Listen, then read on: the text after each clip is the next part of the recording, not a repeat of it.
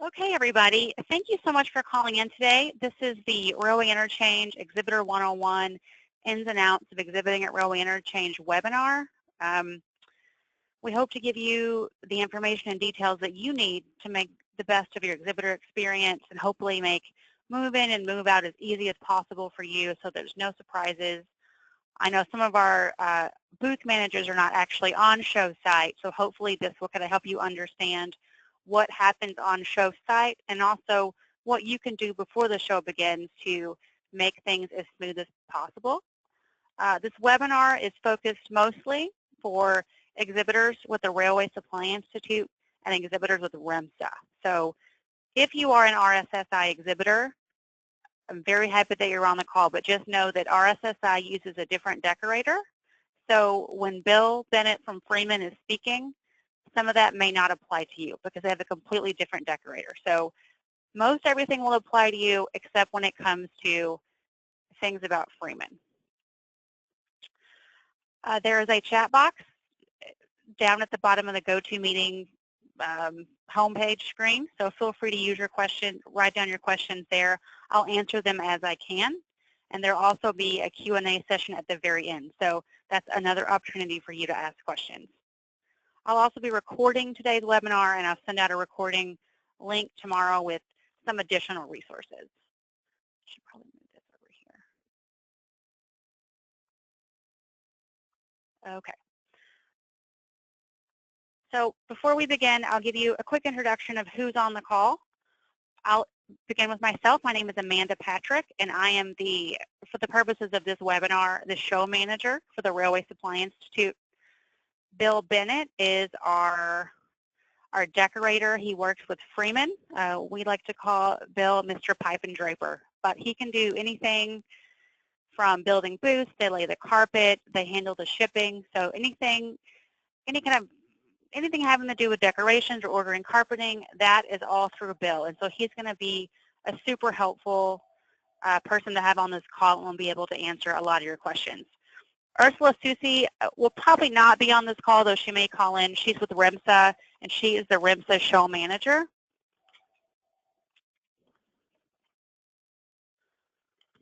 Let's see. Okay. And for the agenda today, it's not too long, though I think we'll be covering a lot of material. So feel free to, again, ask questions as you have them. And if we miss anything on this agenda or during this call, just let us know.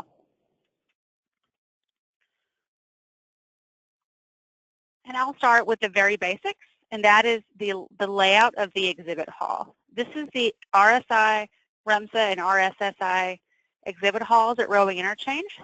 You can see that RSSI is at the very top. In the middle will be the Railway Supply Institute in the blue, and on the far right will be REMSA. From the attendee perspective, these halls are not much different. It's only different in terms of selling the space. But once you get to the show, you'll see that there's no separation between these exhibit halls. These are just these lines of demarcation between the halls, and these colors are irrelevant because it's all one hall and there's just air walls. There's no actual wall in between the exhibits. You can also see that the registration area will be right above the REMSA and RSI exhibit halls, and they'll be easy to access. So whenever you need to come in to move in, you can pop over there very quickly, get your badges, and get into the exhibit hall.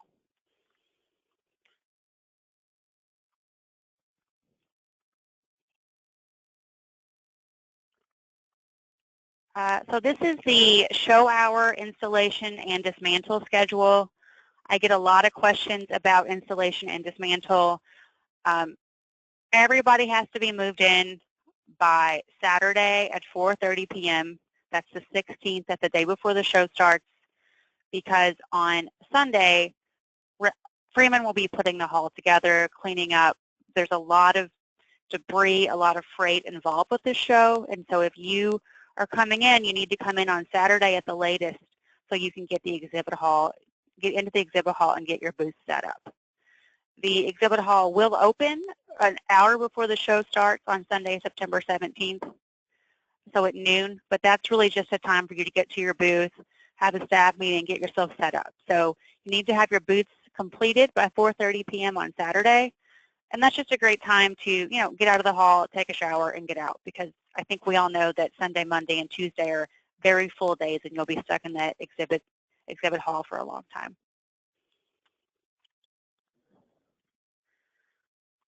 Oh, and move out will not begin until Tuesday, September 19th at 3 p.m. And this is important because a lot of exhibitors get tired and want to move out before 3 p.m., but this is not allowed. So you may not begin any dismantle until 3 p.m. on Tuesday, September 19th.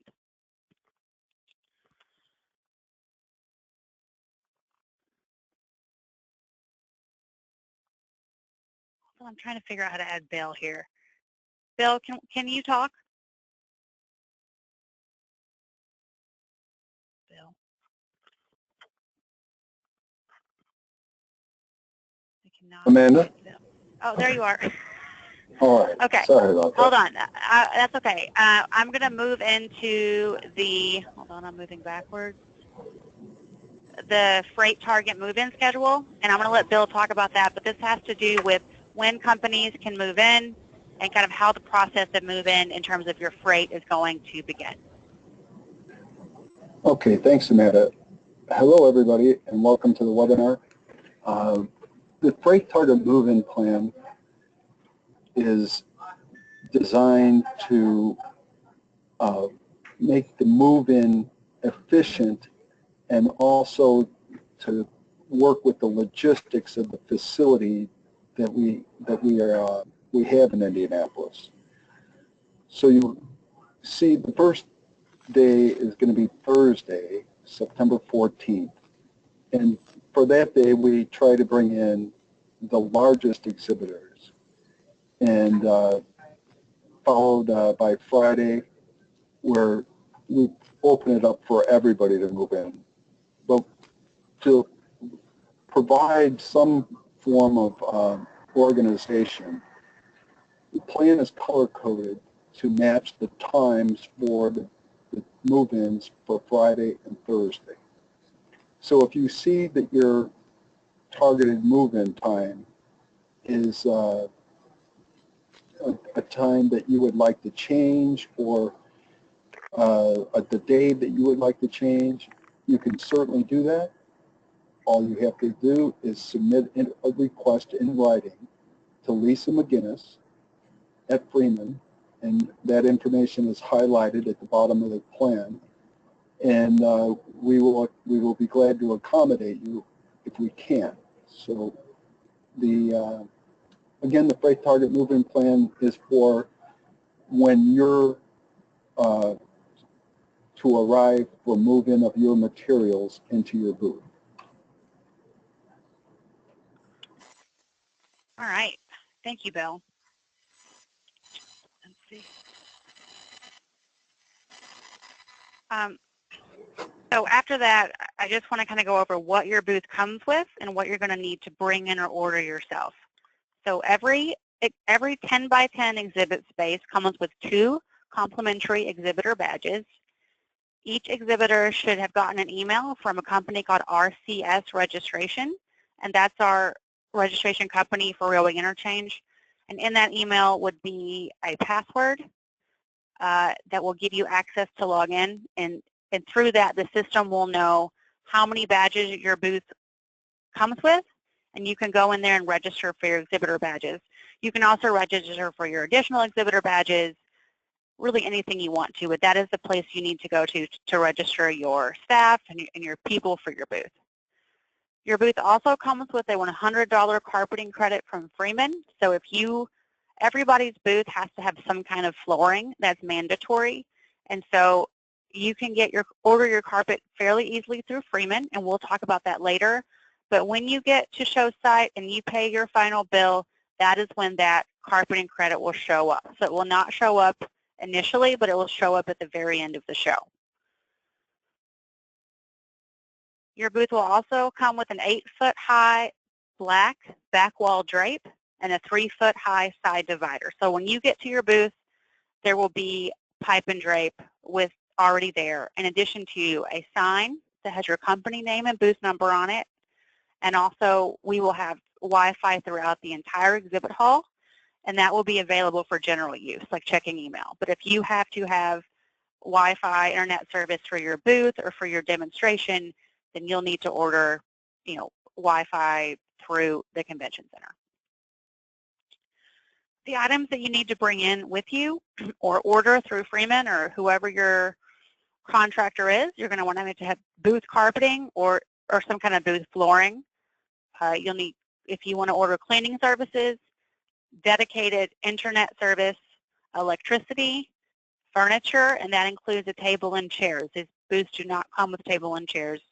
Shipping, material handling, drayage, labor, compressed air and gas, and any kind of special signage.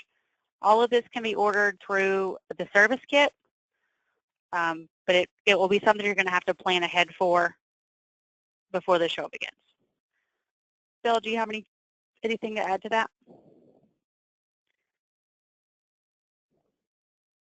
Yes, the $100 carpet credit, it will actually be, that would be for a 10 by 10 carpet. So if your booth space is 10 by 10 and you order a 10 by 10 carpeting from Freeman, you will receive a $100 carpet credit, as Amanda mentioned. But if you have a booth larger than 10 by 10, it's actually $1 per square foot credit that you will receive. So, for example, a 10 by 20 would be 200 square feet, so you would in effect get a $200 credit on that carpet. Thank you for that, Bill. I'm going to briefly go over some of the booth display guidelines. I'm not going to get into the weeds about specialty booths like end caps or peninsula booths or island booths, but I will talk about inline booths or corner booths. Unless you have an island booth or a peninsula booth, and most of you have inline and corner booths, your back wall items cannot go over 8 feet. So nothing in your booth can go over the 8 feet maximum.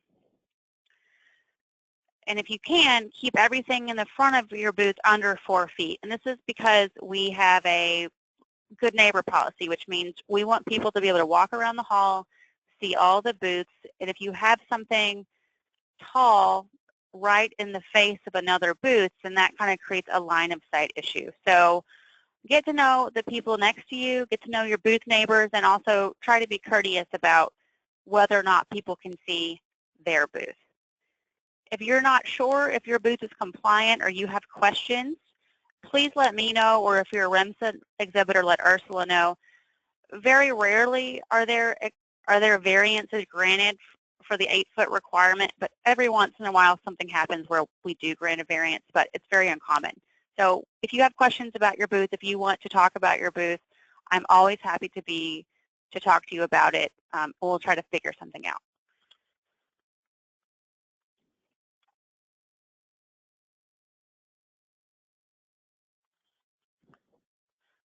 This slide is about exhibitor insurance.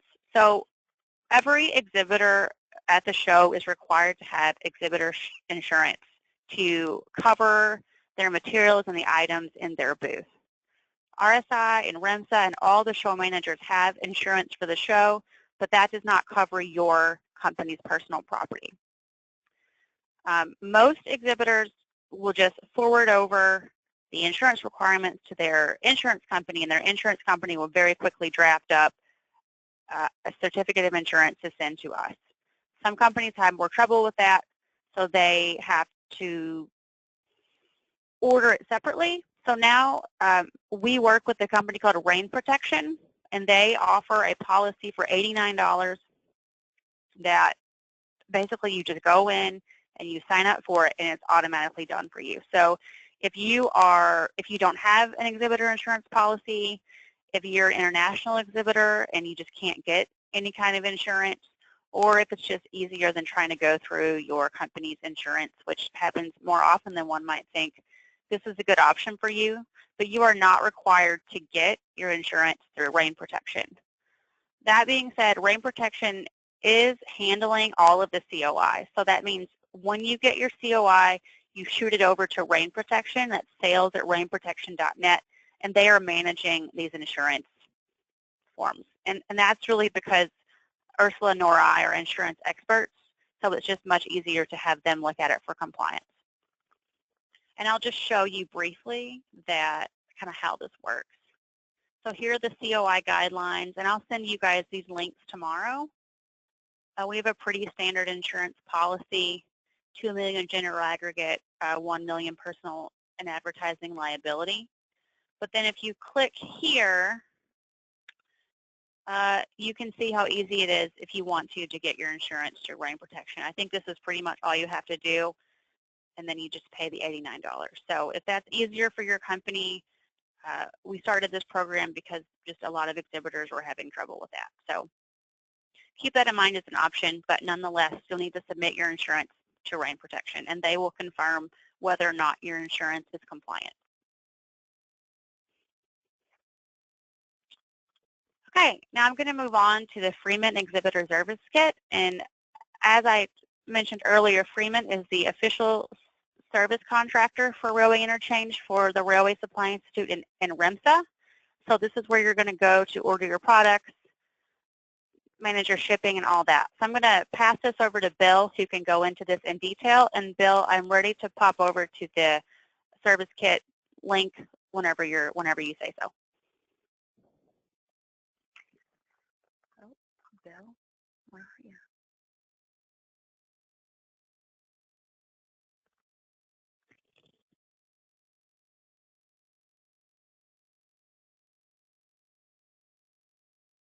Oh, Bill appears to be not connected to audio. I do not know why. Oh, Bill? Yes. I lost you there. Okay, we're going over the service kit now. I'm going to let you talk. Okay, if we could go to the landing page, please. Yes.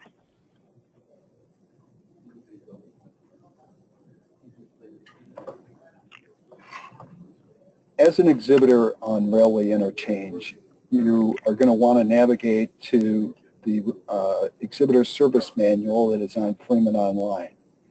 And to do that, you can go to freeman.com, and in the upper right-hand corner, it'll say Order, and that'll bring you to the main screen to the Freeman Service Kits. And if you've already registered, you already are, all you have to do is just enter your password information that you created, and you'll be able to access the service kit.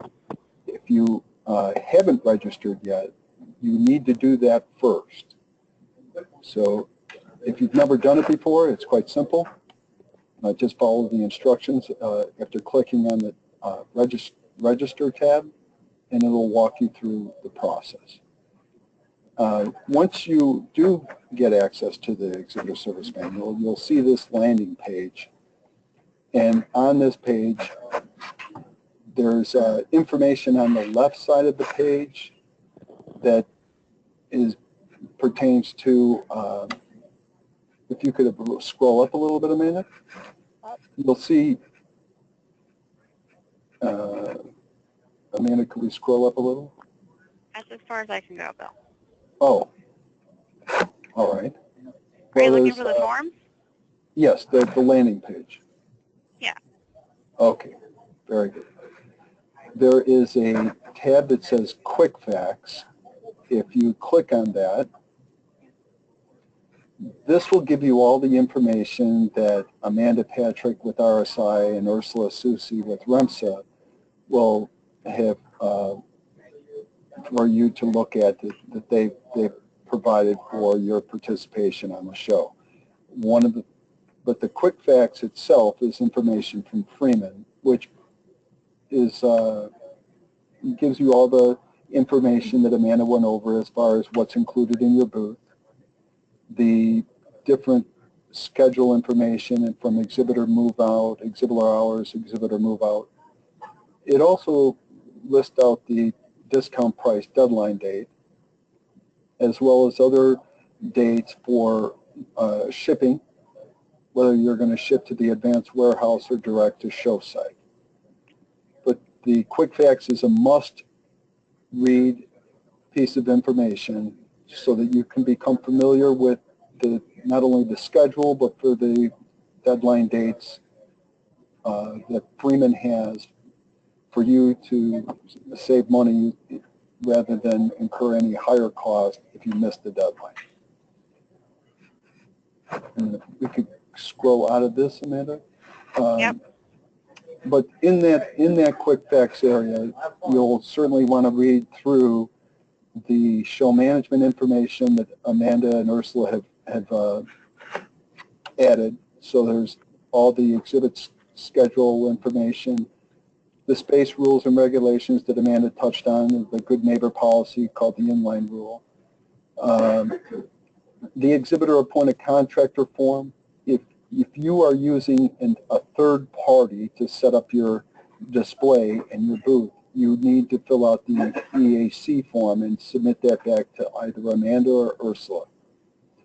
Then there's the exhibitor liability program, the insurance, and you'll find that all under the quick facts. If you look just above quick facts, there's click here to view forms and brochures. Oh. I don't know what happened here. Oh, here we go.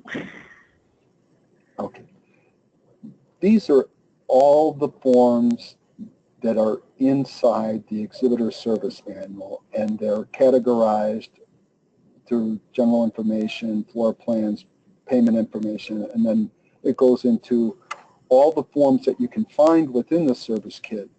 But if you wanted to find an individual form that was important to you that you needed to have a paper copy of, this is your opportunity to click on any of these forms and download it as a PDF.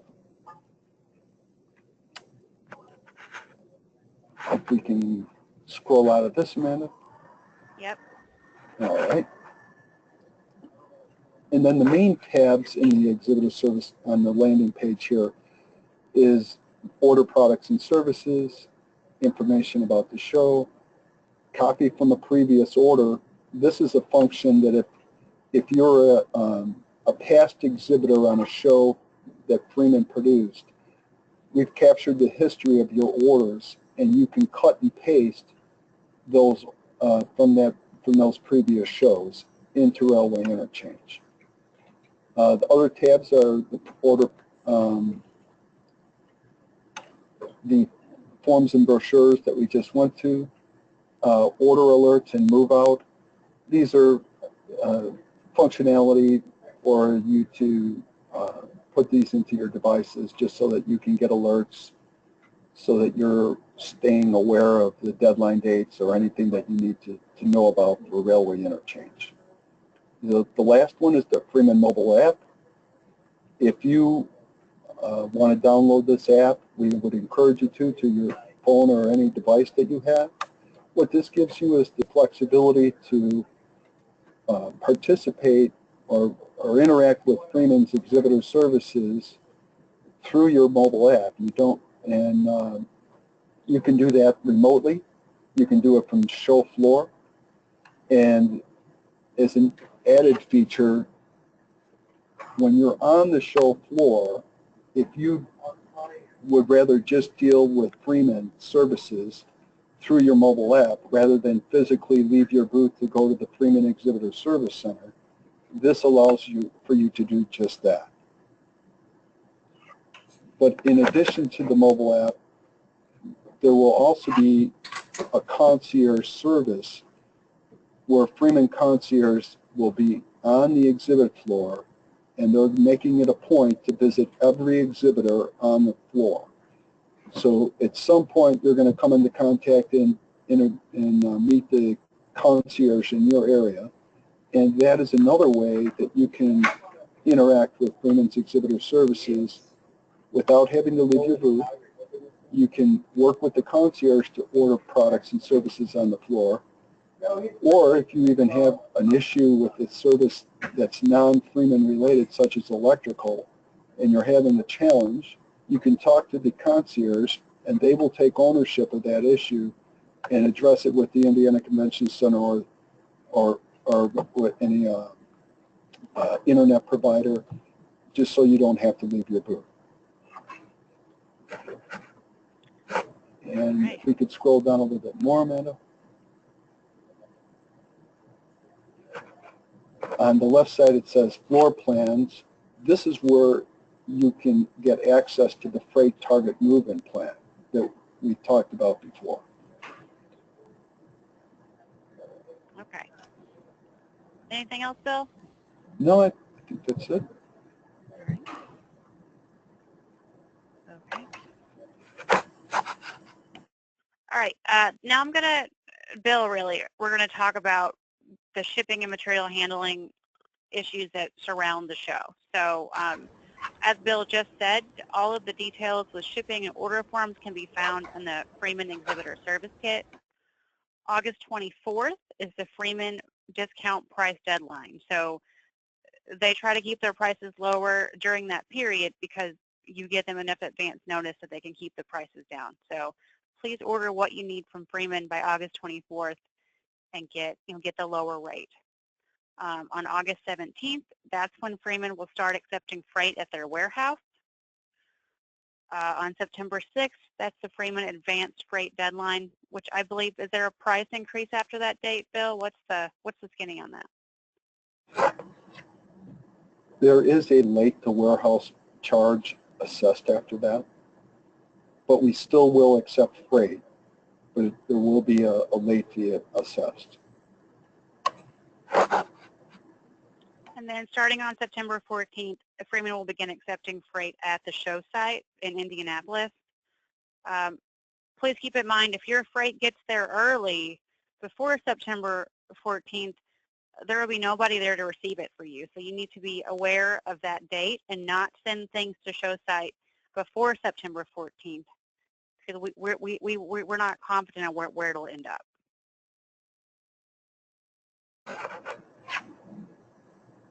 All right, Bill, I'm going to let you handle the shipping frequently asked questions. Okay, thanks, Amanda.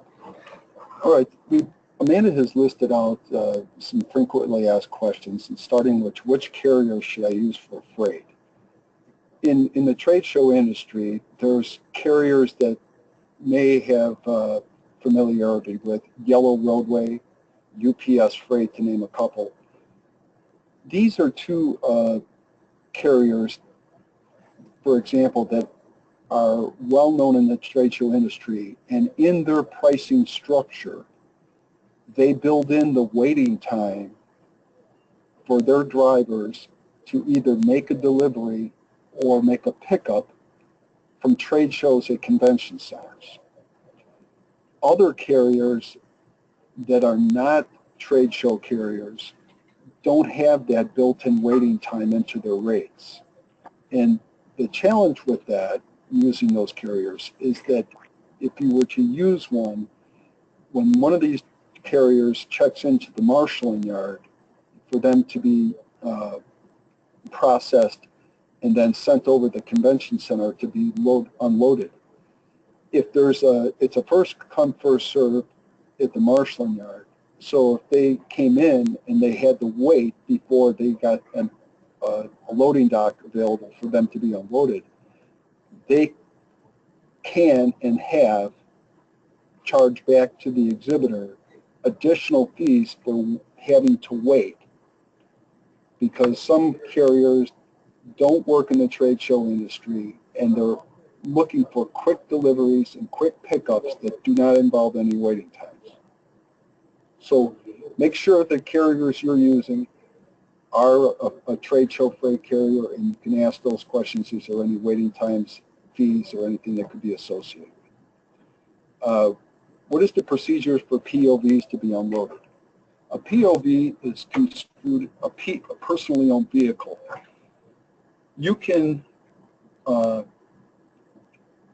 drive to the Indiana Convention Center to be unloaded by Freeman. You don't have to use a common carrier, and a lot of people have their own company trucks. So if you have a personally owned vehicle, you can drive to Indianapolis. You want to check in at the marshaling yard, and you'll be processed and then you'll be directed to a loading dock close to your booth so that your materials can be unloaded by Freeman. But you must check in at the marshalling yard as a POV. Then what is the procedure for self-unloaders? Now, a self-unloader is construed as any exhibitor that is using a vehicle driving to the convention center that is no larger than an SUV. If you were to pull up with a trailer or some oversized truck, that's really not construed as a self-unloader. So the Indiana Convention Center has in their loading dock area an open area that is a box painted yellow around the concrete that self-unloaders can park in, unload themselves, and in 30 minutes get to their booth, deliver the materials, and then leave so that they can open up for other people that are self-unloading. The logistical challenge of this is that that area is one size fits all, and it may not fit the exhibitors that have a long distance to travel to bring their materials and do so within a 30-minute time frame. So Freeman is concerned about that. So what we're going to do is when you pull into the dock area, there's going to be a Freeman dock and traffic person. Once you're identified as an RSI or a REMSA exhibitor that needs to self-unload, you'll be asked your booth number. And in determining where your booth is at, we're going to let you go to a loading ramp closer to your booth space for you to self-unload at. We're not going to restrict you to the box area that the Indiana Convention Center would have you unload in.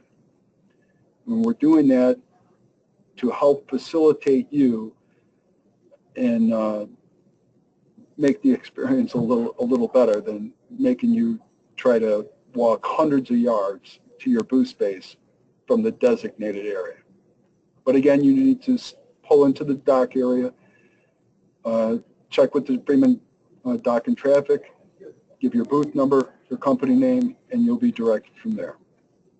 I just want to add in there, Bill, that we appreciate you making that consideration for our exhibitors, because particularly for REMSA exhibitors, it would be very difficult to unload your booth, take it all the way over to the REMSA portion of the hall, and then come back to get more and go back. I mean, that could take well over 30 minutes. So thank you for helping our exhibitors to get closer to their exhibits, just so that we can kind of keep things on time, but also because it'll just be a lot more convenient.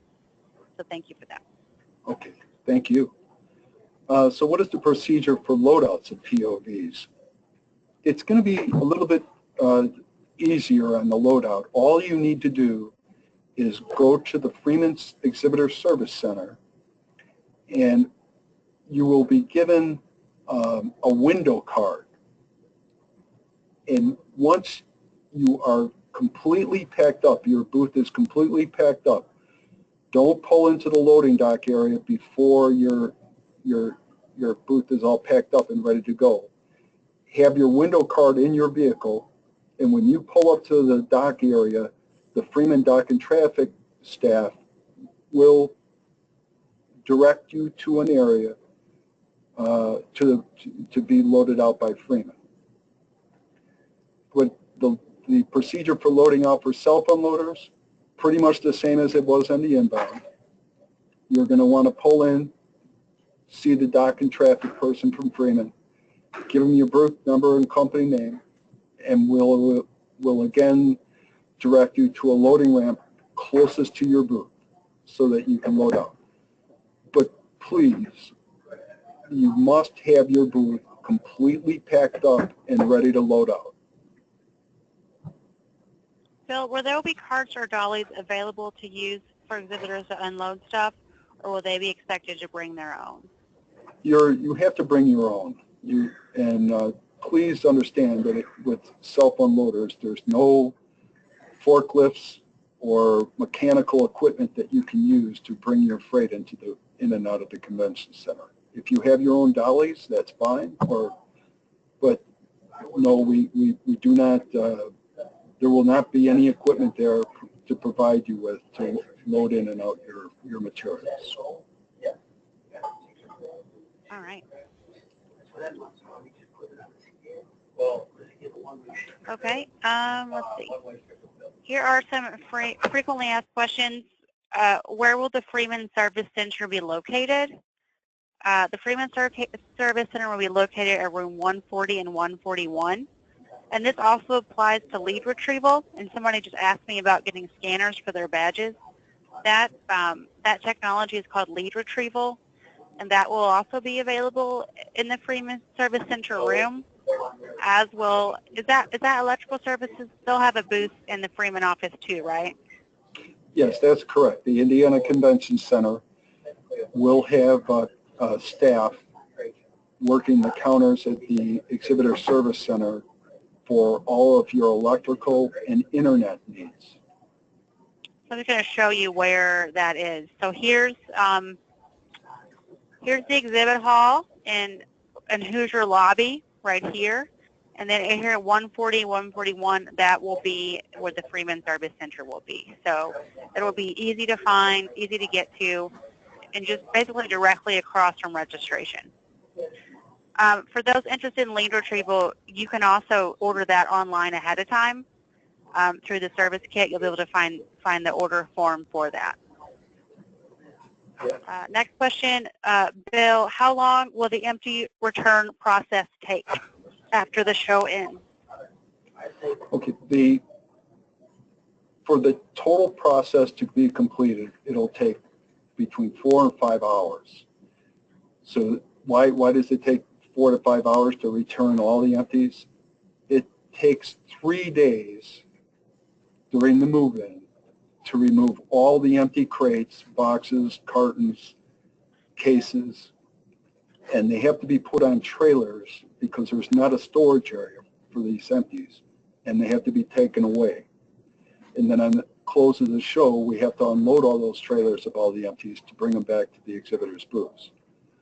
So it's quite a task, and we can do it in 4 to 5 hours, but you must be patient and know that any of the smaller empties, cardboard, fiber cases for pop-up displays, our focus is to return those first. Those are separated from the big crates so that we can bring those back first. But the empty return process does not start until all of the aisle carpet has been removed. And that is a safety reasons that we have to do that. And that takes about an hour. But in the meantime, we're returning the smaller cartons and baggers first. I have 2 questions. Somebody said, okay, you can move in on Saturday, you just cannot move in on Sunday. And move out from the show will begin on Tuesday at 3 after the show closes, and it will be open until, let's see here, move out, until 10 p.m. So you've got from 3:30 to 10 p.m. on Tuesday, September 19th to move your stuff out, and then Wednesday from 8 to 2. Amanda, there's a question here. What if our booth has rollers and we do not need a forklift or dock? Can we roll it in from the parking lot? Well, you can absolutely move your materials in by hand. If a parking lot, there are parking lots around the convention center, so you're welcome to come in through the front door of the convention center with your materials into the exhibit hall. You're welcome to do that. But if you're talking about use in the loading dock area where the self-unloading area is, again, you're welcome. If you're a self-unloader, if you're going to go into the self-unloading area in the loading dock, yes, you can move your materials from the loading dock area by yourself.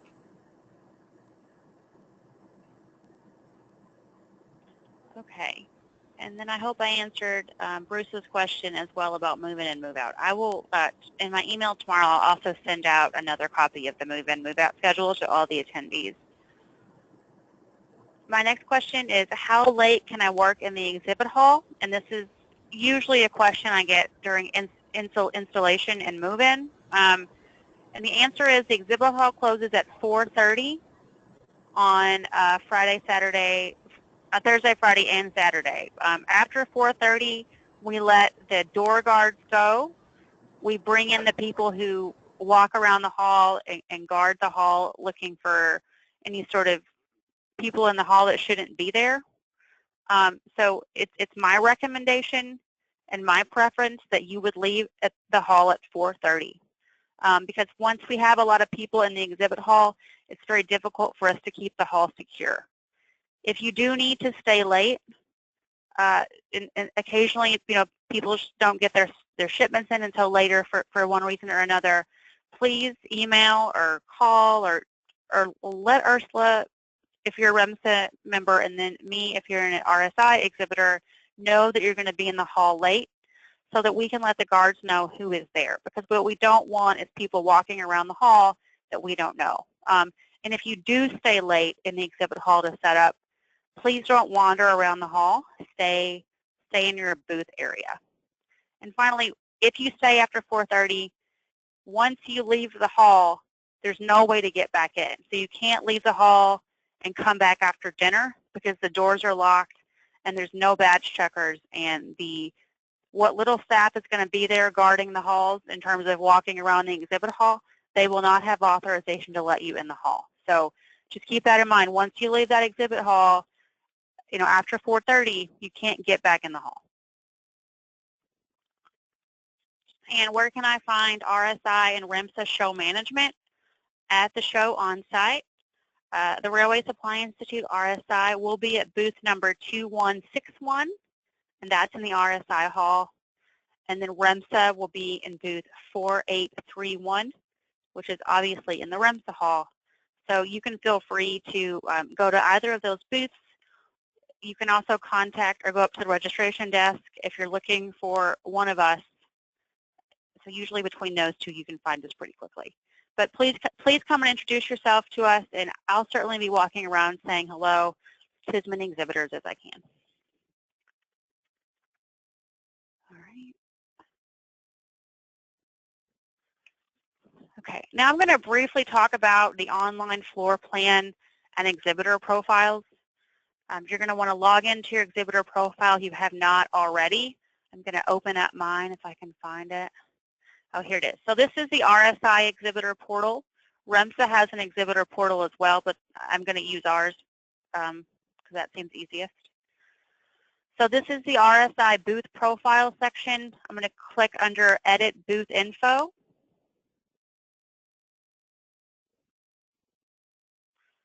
And this is where I would go to add my contact information, my address. There's a welcome message option. That's where you can put something pithy. I usually say, we look forward to seeing you at the show, something very basic like that, but other people will put their tagline, just anything that you can think of. It's a very short message. The second section after that is the print profile for the show guide. This is really important, and you need to make sure that you have completed this particular portion of your profile before July 1st. This is what will go in the official event guide. So everybody who comes to the show will get this event guide, and this is where they're going to go and look for the exhibitors and find out about what your company does. I recommend that you don't, for example, do what I did here and put your company name in the print profile, because it'll already be listed right above, and you want to use as much verb as you can to talk about what your business does. So use that 200 characters wisely so people can walk around and see who's where and what booth is where and what your company does. And also remember that a lot of people take these show guides home with them and may look at them at a later date to find certain types of companies. So you might want to think about what would somebody who was looking for my company, what kind of things would they want to see in this show guide. Scrolling down, there's an option for brands, and there's also an online profile here. And all this information, with the exception of the print profile guide, goes in the online floor plan and exhibitor app. So under categories, for example, you can do, we're a trade association, but we have a lot of categories here. So that's where you put the categories, and those will be searchable on the online floor plan and on the event app. I'm going to show you the RSI. Okay. So here is the RSI floor plan. You guys have probably already seen this before. I'm going to click on the RSI booth. And now you can see our profile. So you're going to want to think about what you want to put on there. And there's also, I just had added an option for people to contact you and give you their email address and email you. I opted not to give out everybody's email addresses in these profiles because there's sometimes a lot of people trolling. So this is a way that people can contact you about your booth. And through the event app, there will also be a feature to very easily email you if somebody wants to set up a meeting, for example. So please go on by July 1st. The reason the deadline is so early is because the show guide has to be printed and has to be reviewed numerous times, and so we have to send in this information early on. If you filled out your print profile last year or the year before, that information will carry over, and it might be old information. So get on there and see what you need to do to change it. And if you can't find your booth profile password, which happens pretty regularly, I know everybody has a lot of passwords, just email me or email Ursula, and I'll just send that right over to you. It's not a problem at all. Let's see. Okay. Oh, and just to let you know, when it comes to the app and to the live floor plan, you can make changes to your profile at any time. It'll be a live change. It's just the print profile part that you can't change after July 1st. Or you can change it, but it won't much matter because that will have already been submitted to the show guide company. So, you know, if you've got changes to make on site, you're welcome to do that. Just please make sure the print profile is done.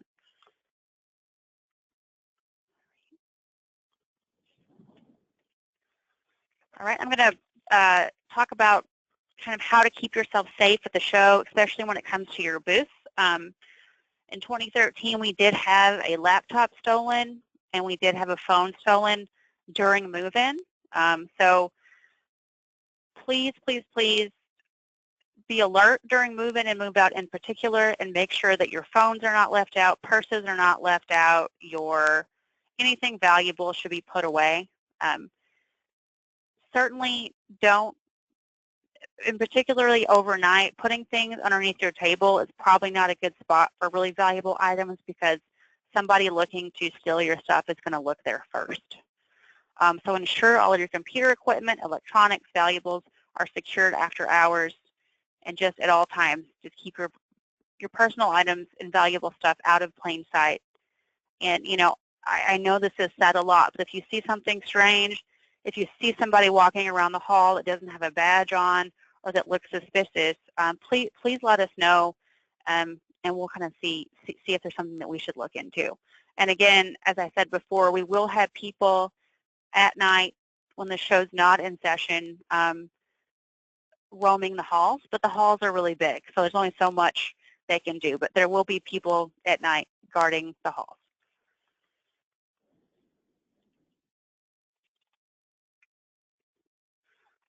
Finally, I just have some upcoming deadlines.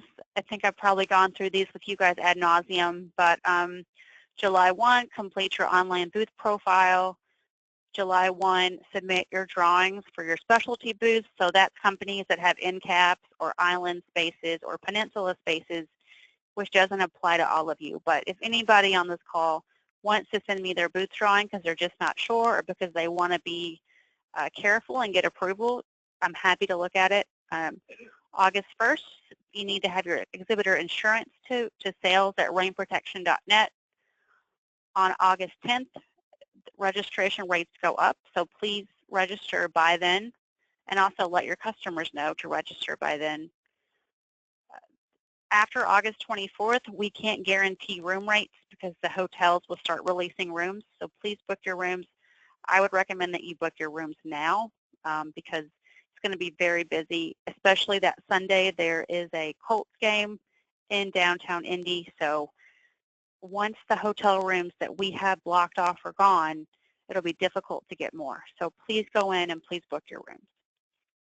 And then there's the Freeman deadlines we've already discussed. So please keep these deadlines in mind. And then finally, questions. And I'm going to briefly go back to see if I've missed any questions.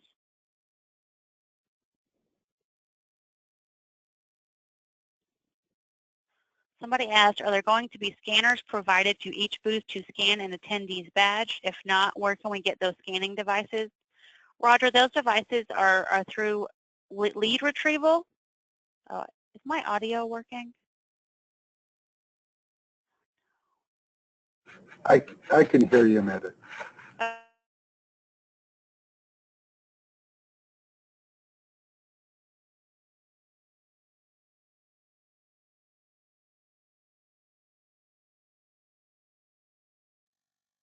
I think, or 10, what is it, Bill, 102? 140, 141. Okay, perfect. Somebody else asked, if we buy our insurance through rain protection, do you need any proof of insurance to be sent to you, or does it get marked off complete automatically? Yes. If you purchase your insurance through rain protection, you don't need to send anything to me. They will let me know that you purchased that insurance. So you do not need to send that to me.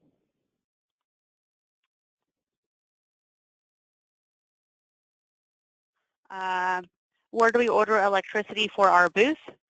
You may order your electricity through the Freeman Service Kit. You will be able to find under order services and amenities. It shouldn't be too difficult to find a form to order your electricity. And again, electrical services will also be on site at the Indiana Convention Center in the Freeman service area.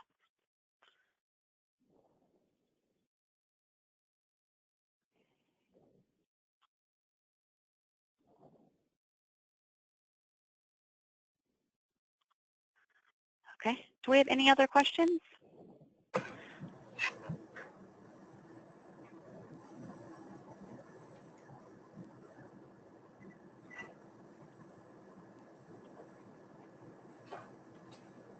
Okay, well, that concludes, oh, hold on.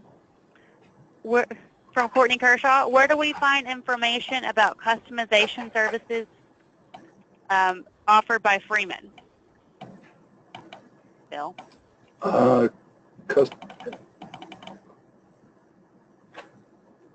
I mean by that is where do we find information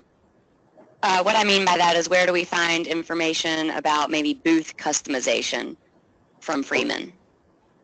Courtney, you feel free to reach out to me, and I will connect you with the exhibitor sales department.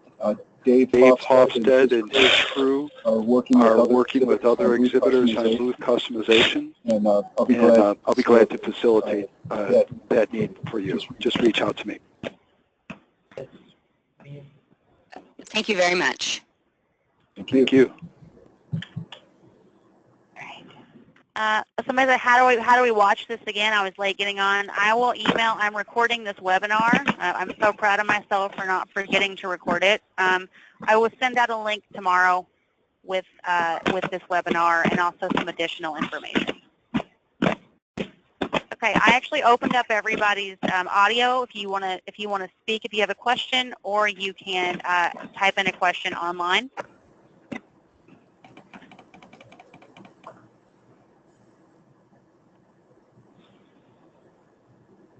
All right, well, I hope this webinar was helpful. We appreciate you taking your time to be on the call. And again, I'll shoot over a link to this tomorrow. And finally, I think I can speak on behalf of Bill and Ursula from REMSA that it's always better to ask questions early on than on show site, and there are no silly or dumb questions. So reach out to us, let us know what you're thinking about.